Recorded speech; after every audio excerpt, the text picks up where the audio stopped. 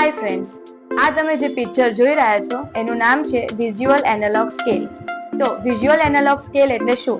તમે જ્યારે પણ ફિઝિયોથેરાપિસ્ટ પાસે ગયા હશો, તમને આવી પ્રકારની એક સ્કેલ પૂછવામાં આવતી હશે કે બતાવવામાં આવતી હશે.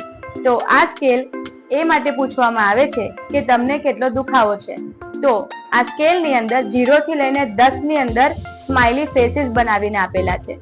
એનો શું મતલબ છે કે તમને જો ઘૂંટણનો દુખાવો છે તો અત્યારે કેટલા પ્રમાણમાં છે? શું એ નથી તો 0 છે, શું એ મધ્યમ છે તો 5 છે, અને શું એ અસહ્ય છે તો એ 10 સ્કોર કહેવામાં આવે છે. આ સ્કોર થેરાપિસ્ટને એમની ટ્રીટમેન્ટનો પ્રોટોકોલ સેટ કરવામાં હેલ્પ કરે છે અને પીરિયોડિકલી એને ચેક કરવામાં આવે છે. અઠવાડિયે 15 દિવસે તમારી થેરાપી કમ્પ્લીટ થાય ત્યારે આ સ્કોર તમને પૂછવામાં આવે છે. એના પરથી ખ્યાલ આવે છે કે તમને ટ્રીટમેન્ટની કેટલી અસર થઈ છે.